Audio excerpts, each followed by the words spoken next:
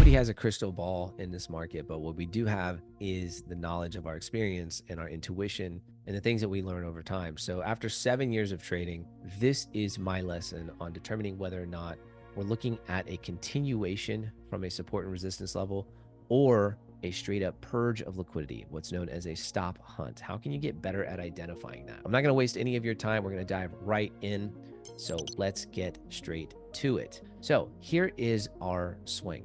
Once price crosses this swing, how do we know if it's going to keep moving in that direction and form what's known as continuation, or if it's going to reverse and form a purge of liquidity, trapping traders? So this lesson is key because a lot of traders get caught up in these situations. So first of all, we've got liquidity building up, okay? And when the price crosses this liquidity level where traders often put their stop losses, this is where traders often get stuck. They're unsure if it's a continuation, which is known as a run, or a straight up reversal, which would be a purge. And that traps them in this zone. So the essential factor here is actually just understanding the trend. But understanding the trend is not the only thing you need. So you want to watch until the end of the video. Let's say the trend is bullish. We're going to take a bullish example, but whether or not it's bullish or bearish, this is going to dictate what happens next. So let's break it down. In an uptrend, in a bull trend, okay? You're in an uptrend and you're targeting a swing high. So you expect a liquidity run. So if you're targeting a swing high, you're targeting a point where price turned above you, you should expect a run. You should expect a break and maybe a retest and continuation, meaning the price will continue higher, okay? But if you're targeting a swing low in an uptrend, then you're likely looking for a stop hunt or a liquidity sweep before it resumes in the upward movement. Now, guys, before we go any further, don't forget to like this video and comment, drop me a comment. The content is completely unmonetized, so your support means a lot. I actually trade live with a community. You can come in and do that with me Monday through Friday if you'd like. Everything I do is in real time. And here's some of the trades, just so you can get an idea. I do this literally, I've been doing it 7 years. Trading last year has been live with a community of almost 1,000 members.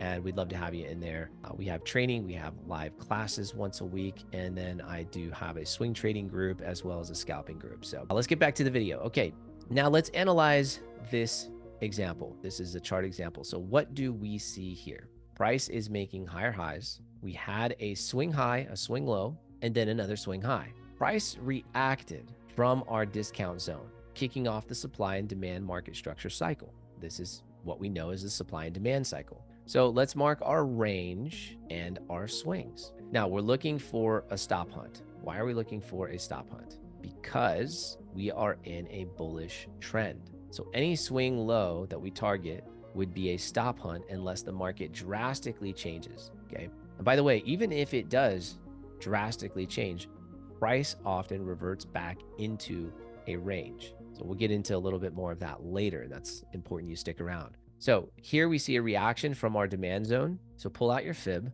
and we'll see that the price reacted from a lower demand level. This is under 50%. And I really look at this lower 20% here as being the demand level. So we're waiting for the price to revisit this area before it expands to complete the supply and demand structure. Just like the previous reaction from an extreme discount level, it continued higher. So what do we do here? Well, we'll mark this level. If price drops below this swing, we're going to anticipate a stop hunt. This is where sellers would be completely trapped, and continuing with the macro cycle, going back into the uptrend is what we would expect. So what happened? Well, we had our stop hunt because price is bullish. So we can continue this trend, swing high, swing low, and price moving into basically in a supply and demand structure until there's a profile change. Now we've got our stop hunt, okay? Which high are we targeting? This major high. So let's see. We had our return to origin and price broke structure. Now, when price comes back into the range, we wait to see if it goes deeper. So let's clear things up. Here's our swing low. Here's our swing high. This is our current range. Okay, we're waiting for a swing to form here or for a major stop hunt, taking out this level and continuing higher. So remember, we're following the market trend. So some traders will try to sell in this situation, thinking that it's maybe a breakout. They believe the price is going to continue lower, but in a bull market, the price will likely stop hunt, trapping the sellers and resuming the initial structure. So don't worry if you're a bit lost. We're gonna clear things up as we go here. So see what happened here. Price stop hunted, purged all of the sellers, and it's likely to continue higher. So key takeaway, okay? Always follow the trend. In a bull trend, targeting swing lows as a stop hunt is going to be a win-win. Because even if the market does shift, right, into a bearish cycle based on a higher time frame, let's just say, all right? So if higher time frame inefficiencies do happen in that way, price will often revisit the range for initial liquidity before a full character change. I'm not saying you hold too much in drawdown here. I'm just saying oftentimes it will revisit these areas, especially if there's inefficiencies like fair value gaps. All right, this is a chart example. So what do we see here? Price is making higher highs. We had a swing high, a swing low, and then another swing high. Price reacted from our discount zone, kicking off the supply and demand market structure cycle.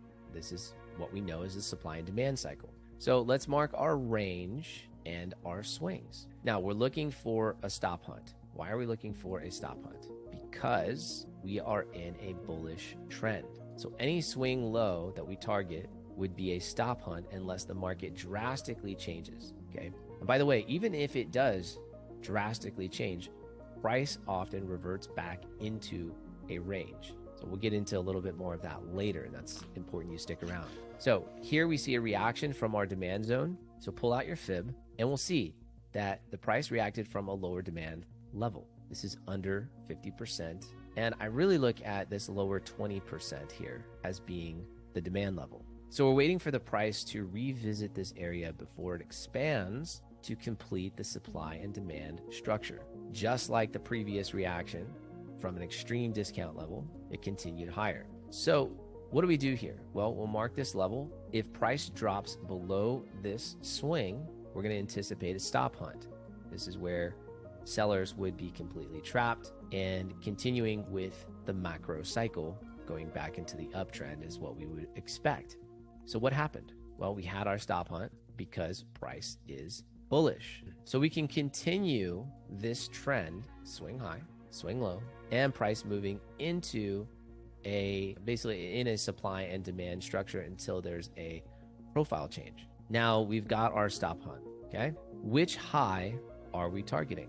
This major high. So let's see. We had our return to origin and price broke structure. Now, when price comes back into the range, we wait to see if it goes deeper. So let's clear things up. Here's our swing low. Here's our swing high. This is our current range, okay? We're waiting for a swing to form here or for a major stop hunt, taking out this level and continuing higher. So remember, we're following the market trend. Some traders will try to sell in this situation, thinking that it's maybe a breakout. They believe the price is going to continue lower, but in a bull market, the price will likely stop hunt, trapping the sellers and resuming the initial structure. So don't worry if you're a bit lost. We're gonna clear things up as we go here. So see what happened here. Price stop hunted, purged all of the sellers, and it's likely to continue higher. So key takeaway, okay? Always follow the trend. In a bull trend, targeting swing lows as a stop hunt is going to be a win-win. Because even if the market does shift, right, into a bearish cycle based on a higher time frame, let's just say, all right? So if higher time frame inefficiencies do happen in that way, price will often revisit the range for initial liquidity before a full character change. I'm not saying you hold too much in drawdown here. I'm just saying oftentimes it will revisit these areas, especially if there's inefficiencies like fair value gaps. Now, let's apply this to a bearish market and make it crystal clear for you, okay? In a bearish trend, targeting swing highs for stop hunts. Now, if the price reaches this level, it'll likely stop hunt and revert to a bearish trend. Even if a bullish cycle does start, the price must re-enter the range for internal liquidity before a full trend change. Okay, so on lower time frames in a bearish trend, mark your extremes. Your premium, this is going to be your top, and your discount is going to be your bottom levels to dictate where you buy or sell. Now, in a discount, you're going to look for runs and continuations. In a premium, you're going to expect a stop hunt or a reversal. So here is a swing example in a bearish trend. On the 12-hour chart, price broke structure. Now, by the way, this does work for scalping as well. I'm just showing you on a higher time frame,